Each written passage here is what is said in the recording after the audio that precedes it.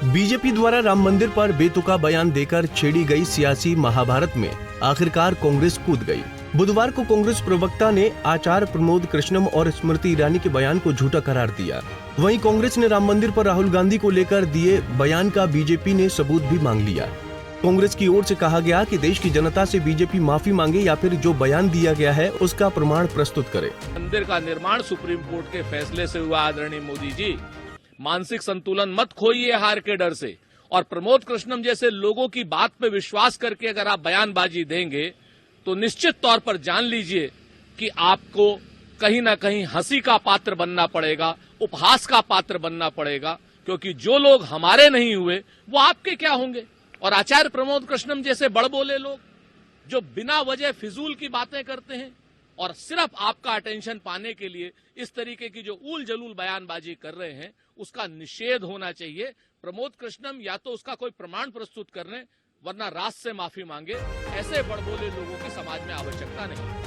आपको बता दें कि तीसरे चरण के मतदान से ठीक पहले आचार्य प्रमोद कृष्णम ने एक बयान दिया था, जिसमें उन्होंने राहुल गांधी का जिक्र करते हुए कहा था कि अगर कांग्रेस सत्ता में आई तो वो राम मंदिर के फैसले को पलट देंगे। इसके बाद से बीजेपी के तमाम नेता अपने भाषणों में इस बयान की चर्चा करते नहीं थक रहे। आइए सुनाते हैं क्या बोले थे आचार्य प्रमोद कृष्णम। जब राम मंदिर का फैसला आया, राम मंदिर बनना शुरू हुआ, उसके बाद राहुल गांधी जी ने अपने नजदीकी लोगों की एक बैठक में अमेरिका के रहने वाले अपने एक शुभचिंतक के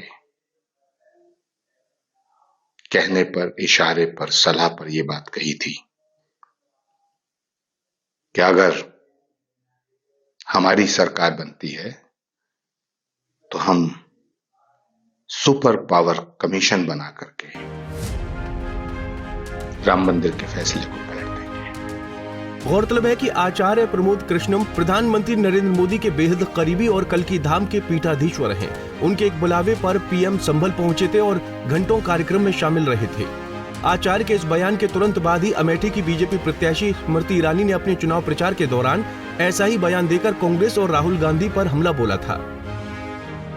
किसी भी सत्ता राहुल गांधी और गांधी परिवार के पास आ गई तो वो राम मंदिर के निर्माण का पूरा फैसला ही बदल देंगे। अब यहाँ जितने ग्रामवासी हैं, इस मंदिर को कुछ हो जाए, आप होने दोगे?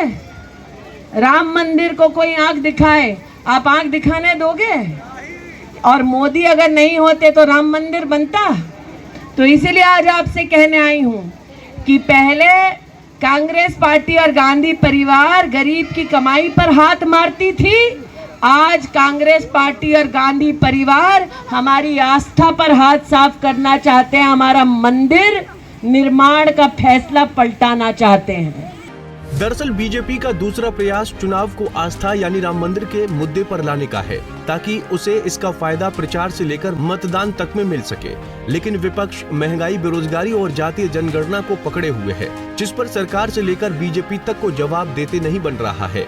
और इन्हीं मुद्दों से पार पाने के लिए बीजेपी आस्था के नाम की चोट विपक्ष और कांग्रेस पर कर रही है। हालांकि चुनावी माहौल और हालात को भांपते हुए कांग्रेस ने आचार्य और स्मृति के बयान पर तीखा पलटवार कर दिया है। साथ ही राहुल गांधी की जिस बात का जिक्र कर बयान दिए जा रहे हैं, उनका प्रमाण भी मांग लिया है। लेकिन बीजेपी के बयानवीरों के पास शायद ही इसका सबूत मिले, क्योंकि बयानों को लपकने वाली बीजेपी की ओर से कांग्रेस के पलटवार के बाद किसी नेता का बयान अभी तक नहीं आया है। Bureau report, Punjab Kesari TV.